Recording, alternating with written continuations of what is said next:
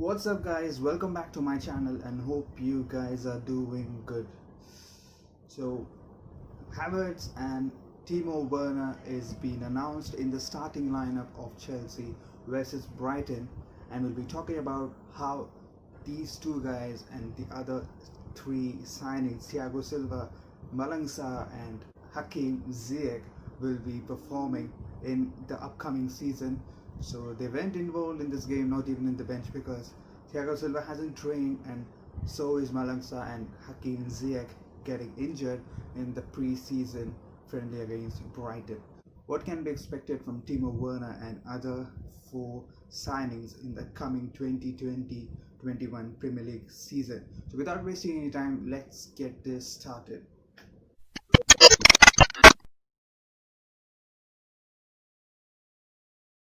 So TV is on because Timo Werner is in the Premier League and is right away. It's kickoff and we see everything from Timo Werner, which is blistering pace, always having that hunger to win the ball, always wanted the ball, always is ready to run behind the defenses. So what has been the main thing ruining the careers of defenders in the Bundesliga, but it isn't going to be the same in the Premier League as was expected.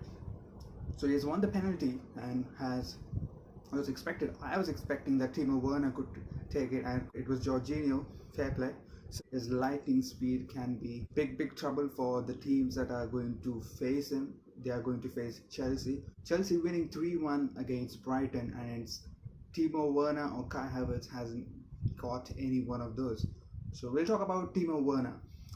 So the Timo Werner thing is like a bit of what is expected in the Premier League, because they've expected him to come right away and start scoring goals. So we'll be expecting all Chelsea fans and all neutral fans will be expecting him to score 20 plus goals in this debut season. Why not for a striker who is sensational in the German league? It was always expected that players coming from the other leagues and who will be coming in the Premier League is going to take time to adapt. He has come in and he didn't get any goal today, and that reason was the intensity of the Premier League with some paces, and Chelsea didn't have much more open attacks or much more 1v1 attacks, and Brighton was simply magnificent, simply were so clever and smart to stop Chelsea counter attacks.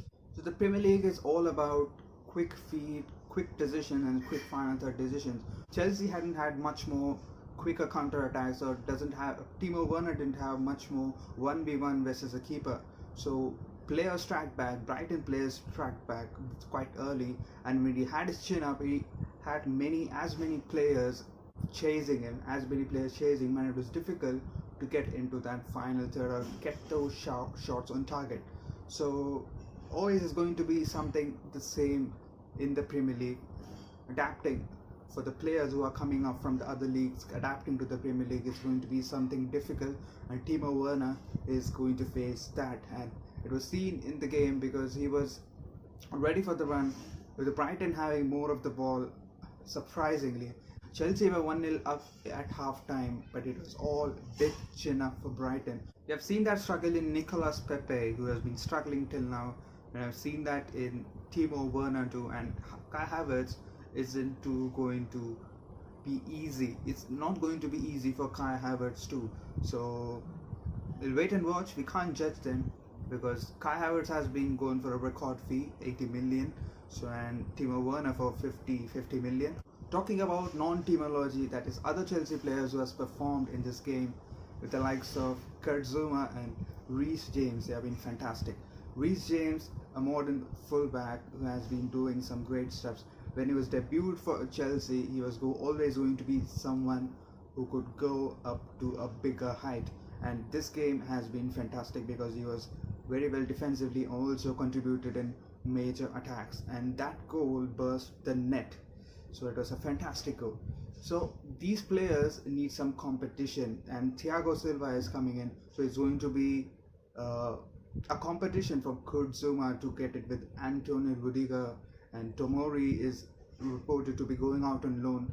So it's going to be a big competition, and also you have someone like Thiago Silva with whom you can learn many things in the Premier League. Another player who has to be talked about is Tariq Lamptey. What a player! A gift for a fullback, a gift of pace for a fullback, and it's like fantastic. You see Raheem Sterling in Manchester City who drifts forward in that left wing, but this guy on the right fullback has been doing some fantastic stuff. Much more, he was up against Marcos Alonso and some Jorginho kind of players. It was so easy, and it's a big shame, and it's a shame that there was no quality strikers to finish his crosses and finish his to utilize his pace and go into spaces and score.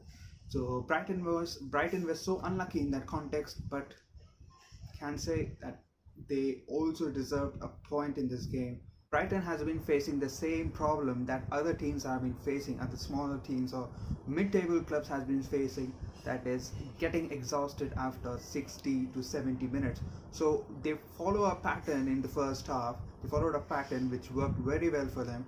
It worked very well for Graham Potter. Adam Lallana getting injured, and all other players weren't that deadly after the first half or first 60 minutes. It's like you're giving the opposition much more space and much more time to react. With the likes of Timo Werner and Jorginho and Kante, you're giving them spaces who have some professional footballers. So when they get those spaces, they are going to utilize it. And those two goals came in, and Brighton didn't try much, with Connolly coming in, then Neil Maupay getting the worst of games. So these Brighton players need to get that head up and play for the whole of 90 minutes and give that opposition a competition. May that be Liverpool, Chelsea, or Manchester United, or Arsenal, whoever it is. Give that 90 minutes competition. And the teams like Brighton, teams like Everton, Crystal Palace, it's been the same problem for a long while. So if you like the video, please hit that like button, and if you are yet to subscribe, please hit that subscribe button. Within the span of 2 days, it's been Leeds United and Brighton who has been competing the bigger oppositions. Can't wait for the Premier League to go on, carry on, and be fantastic and be so interesting to watch. We'll be meeting in the next video. Until then, stay home, stay safe. Goodbye.